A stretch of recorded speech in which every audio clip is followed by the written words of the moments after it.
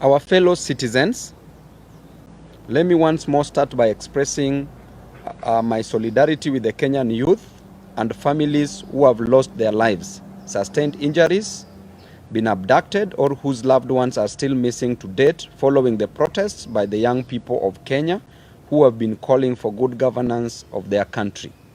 We are making this address in response to the many phone calls, text messages, social media uproar, and direct requests to us by distressed Kenyans who feel the political class has abandoned them after the recent constitution of a new cabinet by President Ruto. Number one, after suffering for many years because of bad politics, poor governance, corruption, and incompetence in the management of the affairs of their country, the Gen Zs and millennials of Kenya came out in large numbers to exercise their Article 37 rights to assemble, demonstrate, picket, and petition their leaders. In this bold move, they outlined the issues they wanted the president to address to reduce their suffering and to create opportunities for them. After withdrawing the draconian Finance Bill 2024 and dissolving his incompetent cabinet, President Ruto promised that he would engage in an open national dialogue to listen and get the issue at stake with young Kenyans before forming another cabinet. But in a show of contempt to the young people, we saw the president announce and put in place a new cabinet without any consultation with the Gen Zs and millennials of this country. He has since held no dialogue or any engagement to ascertain the problems that led to the recent protests.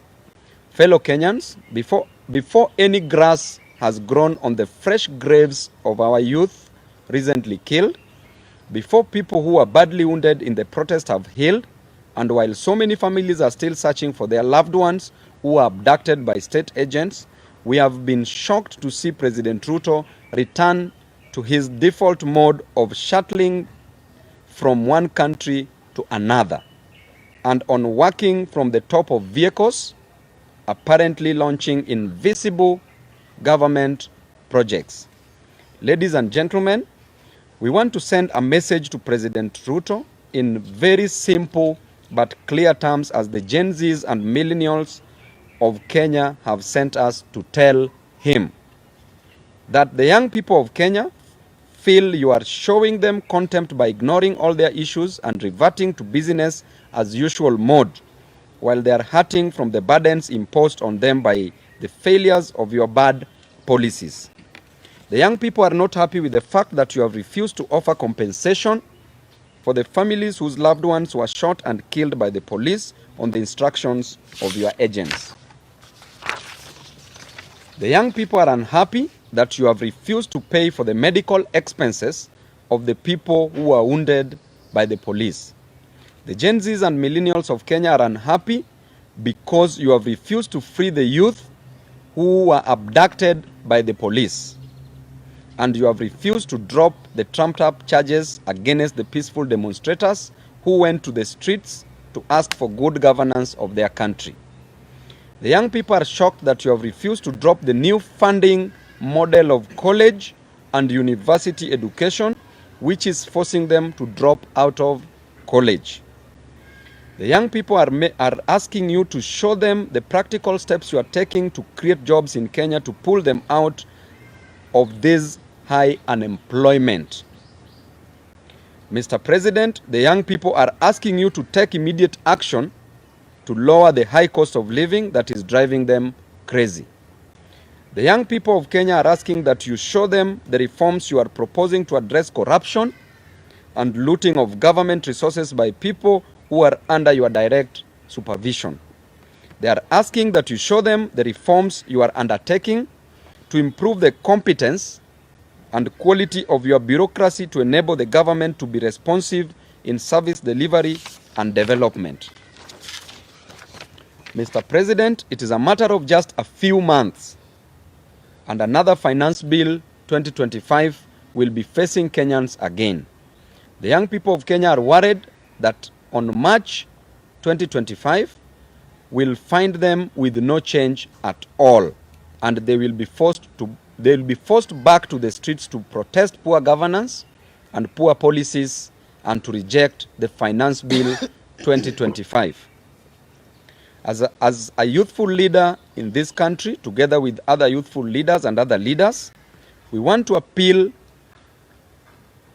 to you in a special way that you take your time off the top of your vehicles and sit down with your top advisors, including your new cabinet, and review and change the bad policies that your administration unleashed on Kenyans for the last 2 financial years. Kindly consider the welfare of the children of this country. Please engage the youth in this country and show them that you care for them. Take practical steps to demonstrate that you have the interests of the youth of Kenya at heart before you revert to your default mode of stating in public things that you don't mean and you don't intend. Mr. President, walk the talk. Swing, don't sing. As a Christian, we say you do not do what you say in order to restore the vital trust that should exist between the people and their government. We want to remind you of the words of J.F. Kennedy, that those who make peaceful revolutions impossible make violent revolutions inevitable. Do not tempt the young people of Kenya too much. They have given you a break to reassess your priorities and get things right. They are shocked that you can't get anything right. And lastly, I want to say that should you fail to deliver to Kenyans, there's only one person that I know that will be easily defeated in 2027. Defeating you, Mr. Ruto, in 2027 will be easier than reciting vowels. Any living thing that is capable of locomoting or moving from one place to the other will defeat you in 2027. Even if you take a goat and dress the goat and put it on the ballot, will defeat you in 2027. Thank you and God bless you.